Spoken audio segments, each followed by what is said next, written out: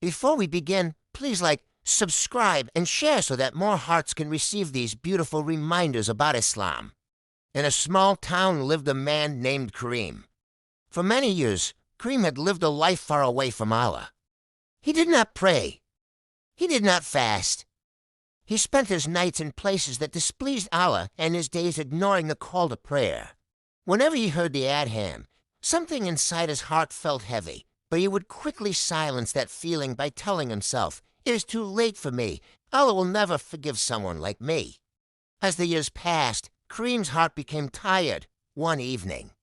He was walking home after a long day. The sun was setting, and the sky was painted with beautiful shades of orange and gold. As he walked past the mosque, he heard the imam reciting Quran during Maghrib prayer. The voice was soft, calm, and powerful. Kareem stopped without realizing it. The verse the imam was reciting said, "Do not despair of the mercy of Allah. Indeed, Allah forgives all sins." Those words struck Kareem's heart like lightning. He stood there frozen. For years he believed his sins were too big. For years he believed Allah had already turned away from him. But this verse was telling him the opposite, slowly. Tears began to fill his eyes. For the first time in many years, Kareem stepped inside the mosque. He stood quietly in the back while the people were praying. He did not know what to do. He did not remember all the words of the prayer anymore.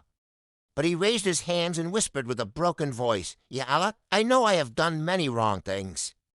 I have disobeyed you for so long. But if your mercy is truly bigger than my sins, please forgive me." Tears rolled down his face as he spoke. An old man in the mosque noticed him crying and gently placed a hand on his shoulder. He smiled warmly and said, "My brother, the fact that you are here today means Allah invited you back." Those words broke Kareem completely. He cried harder than he had ever cried in his life. That night, Kareem prayed his first sincere prayer in many years. It was not perfect. He forgot some words. He made mistakes. But his heart was finally facing Allah again. Days turned into weeks. Weeks turned into months. The man who once ignored the mosque became one of the first people to arrive for prayer. The man who once felt hopeless now reminded others about Allah's mercy. One day someone asked Kareem, "What changed your life?" He smiled softly and replied, "I spent years running away from Allah, only to discover that His mercy had been waiting for me the entire time." My dear brothers and sisters, no matter how far someone has gone, the door of repentance is never closed.